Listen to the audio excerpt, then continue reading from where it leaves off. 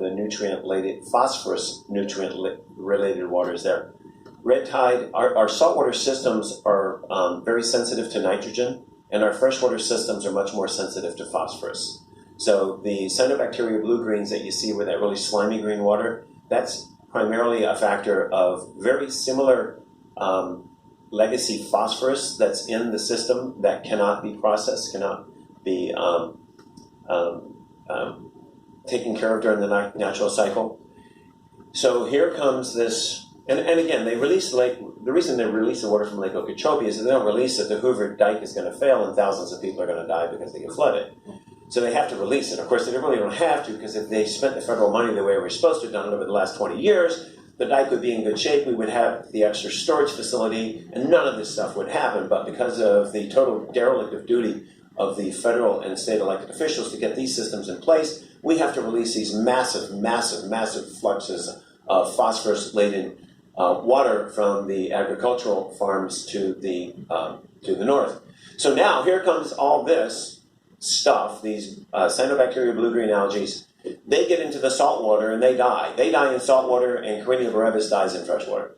Obviously, they both can do a little bit in the brackish water.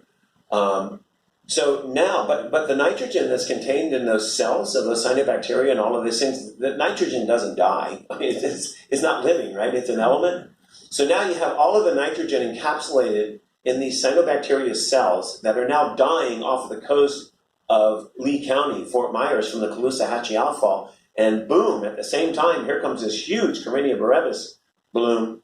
So they're soaking up all of this nitrogen. They already got all the regular nitrogen that's on there. They're causing this mass fish kill. The fish kill also produces additional nitrogen, and the damn thing, just like a monster from outer space, starts feeding on itself and moving up the coast. And not just moving up the coast, which is how it used to be. It stays and expands. It's a perfect storm. So there's not really great science to support what I just said. Makes a lot of sense, though. Yeah.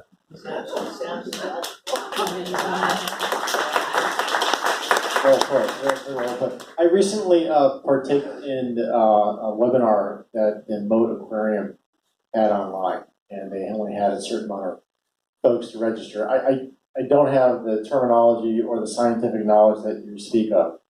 I'm an artist. I love fish. I paint them. I know all about fish, but I don't know about. I love the Centropomus, by the way. Thank you very much. Yeah. But I am sincerely concerned, and I'm sincerely environmentally concerned about the effects that have been going on. I learned that there are many different types of red tide that you just spoke of in the freshwater versus saltwater, and then the whole Lake Okeechobee scenario.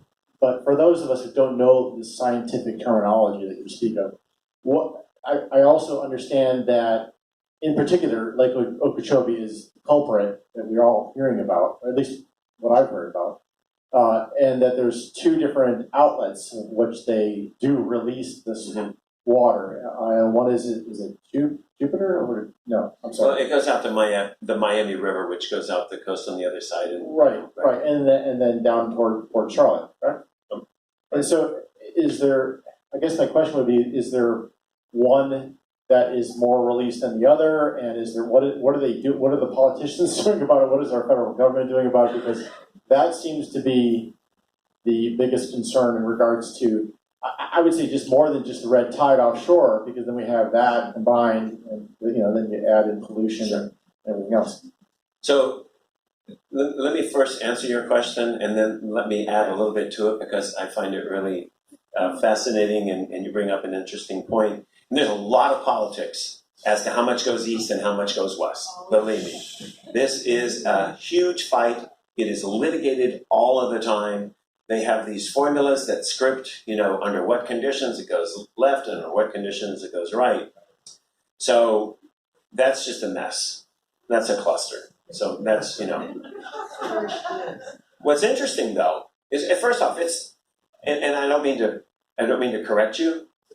It's not Lake Okeechobee's fault, right? This lake has been there forever. It's not the lake's fault. It's what we're putting into the lake, and it's the discharge from the lake that is the problem. If that lake was as God intended it to be, we would not have a problem. And another problem that we ran into I wish I had a map to show you, but just envision, you're familiar with the concept of a watershed. A watershed is the land that feeds an outfall to the sea. The Caloosahatchee River watershed is now 6 times greater than it was as nature intended it. It barely went to Lake O.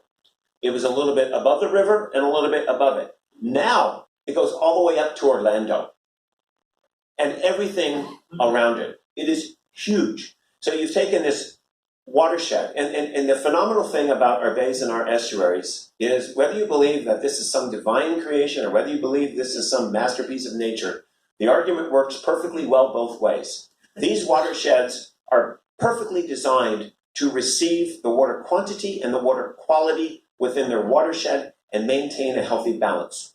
If you screw up either one of those components, even if all of the water that was coming into the Caloosahatchee River today was of the highest water quality, we would still have a problem because we've got 6 times too much fresh water going into Estero Bay and all these other bays and estuaries than this system is designed to process. Did the same thing here in Sarasota with Cowpen Slough and Deer Prairie Slough.